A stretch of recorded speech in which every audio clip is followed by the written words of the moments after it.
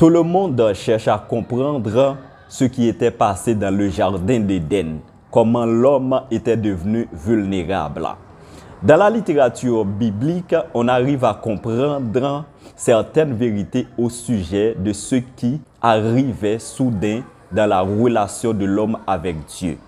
Ainsi, on comprend que l'Éden n'était pas seulement un jardin physique, mais c'était la gloire même de Dieu. Cette relation qui amenait Adam et Ève était profitable, c'est parce que Dieu y était. Ainsi, dans le jardin, ce qui était florissant, ce qui était dense, se reposait directement dans la gloire de Dieu. L'Éden n'était pas seulement un jardin physique, mais c'était un champ spirituel. Quand Dieu habitait auprès de nous, toutes les choses deviennent florissantes, deviennent merveilleuses, deviennent grandes, deviennent extraordinaires. C'est ainsi que Adam et Ève menaient une vie extraordinaire à côté de Dieu. Éden ici, c'est l'image de Dieu, c'est la rencontre de Dieu. Beaucoup de fois, nous essayons de présenter des rivières, des affluents, des bétails qui étaient à côté d'Adam et Ève dans un jardin, mais nous refusons de comprendre que cet Éden était la magnificence de Dieu, c'était la gloire de Dieu même. L'humanité a connu une situation désastreuse en se retirant de la présence de Dieu. L'homme était frappé au talon. N'oubliez pas que le talon, c'est la base de l'homme. C'est l'organe sur lequel l'homme prenait son appui. Lorsque Dieu voulait châtier le serpent, il disait au serpent, « Je mettrai de l'inimitié entre toi et Ève. Celle-ci t'écrasera la tête, tu lui blesseras au talon. » Et c'est de là que venait notre malédiction parce que l'homme a été blessé au talon. L'humanité était devenue très chancelante, très vulnérable. Le talon de l'homme était blessé, le serpent a laissé sa cicatrice. Cette cicatrice était pour nous une faiblesse. Celle de là venait notre souffrance, notre maladie, notre problème, notre difficulté. L'homme vivait avec cette cicatrice pendant longtemps et Jésus allait venir sur la terre pour restaurer l'image de l'homme en instituant un nouvel Éden. Ici, quand on parle d'Éden, on voit la gloire de Dieu. Il ne faut pas considérer Éden en tant qu'un jardin physique, mais il faut le prendre en tant que la magnificence de Dieu, la gloire de Dieu. Il n'y a pas que les rivières, les affluents, les bétails, mais quand Dieu habite auprès de nous, toutes choses marchent à merveille. C'est comme ça a été Éden. Éden était reposé sur la gloire de Dieu. C'est ainsi que Jésus-Christ allait venir sur la terre pour réajuster cet Éden qui était disparu dans le péché d'Adam et Ève. Nous devons connaître une autre période de succès, une autre période de gloire. Le talon de l'homme allait être réparé. Ce qui veut dire que nous n'avons plus de blessures, nous n'avons plus de maladies. Le livre d'Ésaïe a déclaré clairement, c'est par ces meurtrissures que nous sommes guéris.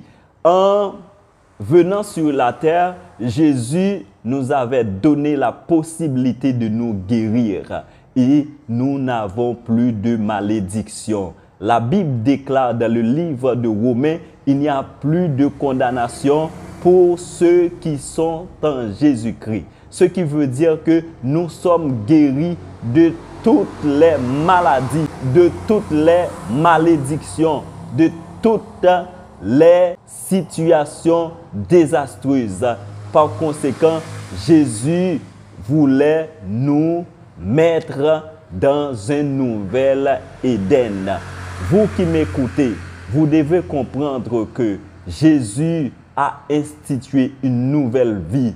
Et la différence qui existait dans le premier Éden et le deuxième Éden, dans le premier Éden, Dieu habitait à côté de l'homme. Mais dans le nouvel Éden, Dieu habite en l'homme.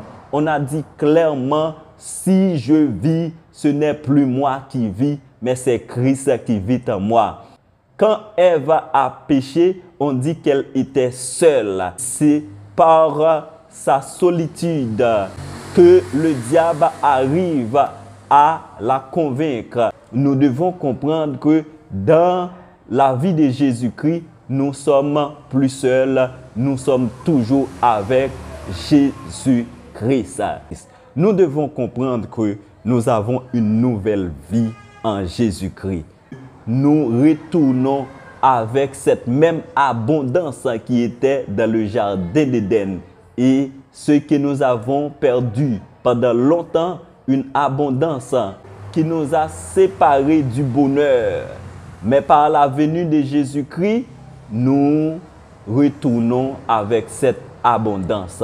Il n'est pas normal pour que nous puissions continuer à vivre dans la misère, dans la souffrance, parce que Jésus-Christ a retourné l'Éden qui était considéré comme la présence de Jésus-Christ. Soyez dans l'abondance, dans la nouvelle vie de Jésus-Christ, car notre talon a été réparé.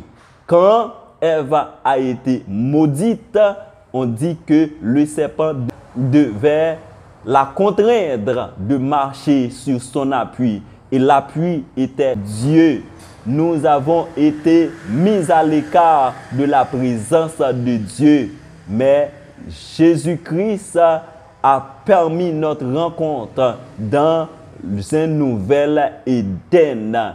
Ne soyez pas plaintifs pour dire que je manque de ceci, je manque de cela, parce que c'est une nouvelle abondance que Jésus-Christ nous a retourné par sa venue sur cette terre. Que vous soyez forts pour affronter tous les problèmes, toutes les difficultés, toutes les souffrances, car nous n'avons plus à vivre dans la misère, et parce que Jésus-Christ a souffert pour nous donner l'abondance, pour nous donner le bonheur. Dans le livre d'Ésaïe, la Bible a déclaré, c'est par ces meurtrissures que nous sommes guéris. Nous sommes plus que vainqueurs parce que nous vivons dans un nouvel Éden. Que vous soyez forts dans cette période pascale. Passez une bonne journée. Merci, à la prochaine.